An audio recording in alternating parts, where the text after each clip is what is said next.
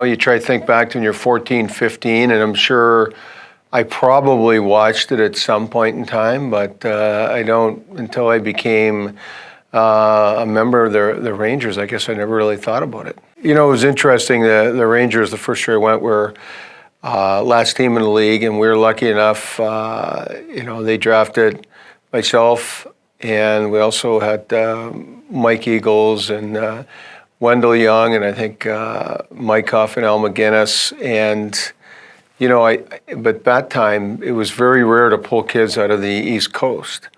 And I think we struggled a little bit, and then we kind of came together, and then we ended up going to the Memorial Cup on a late surge, and then losing to Dale Howardchuk's team.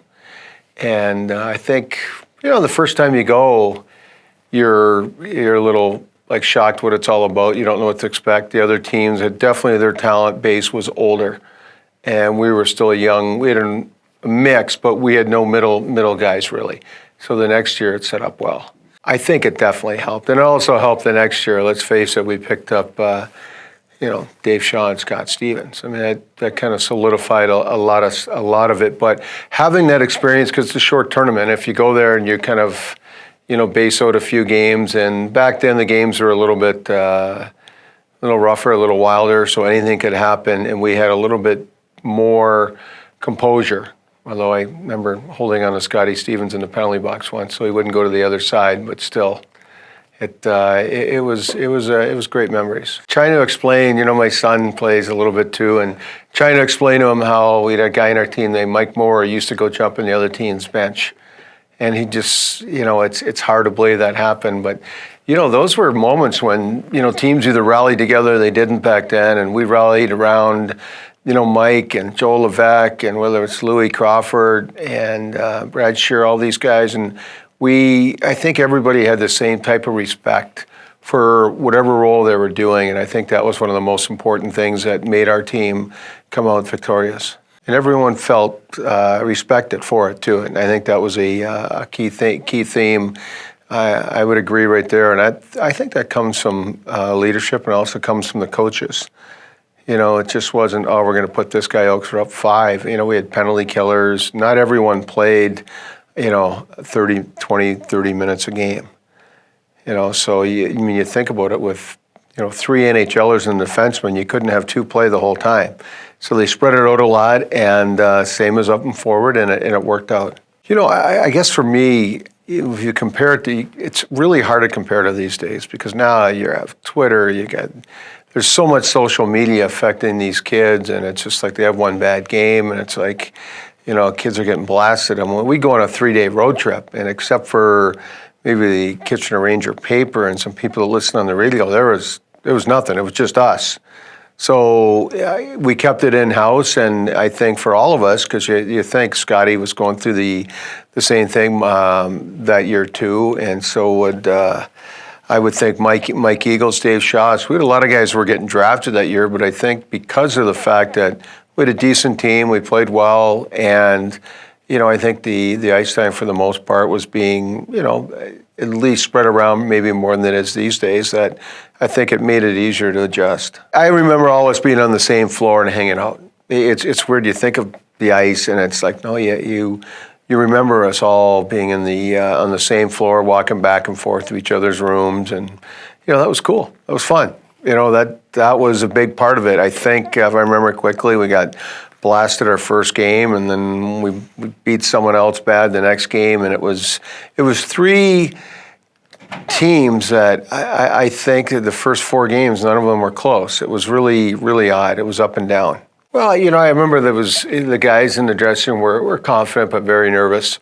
A lot of us who had been there the year before thinking, all right, you don't want to go down in history as losing 2 in a row, because some of us would be there the next year, and this was kind of it. And I think we were set up well, to win that year, and we had it all going. And I felt like as the tournament went along, we were kind of getting our game back. We were kind of everyone was kind of contributing, and if you look at it I think in the final stats, like Eagles had some shorthanded goals. Grant Martin had a goal. You had Joe Levesque doing what he did. You had Wendell Young standing on his head, making some great saves. When we needed him in the second period, when we were shorthanded.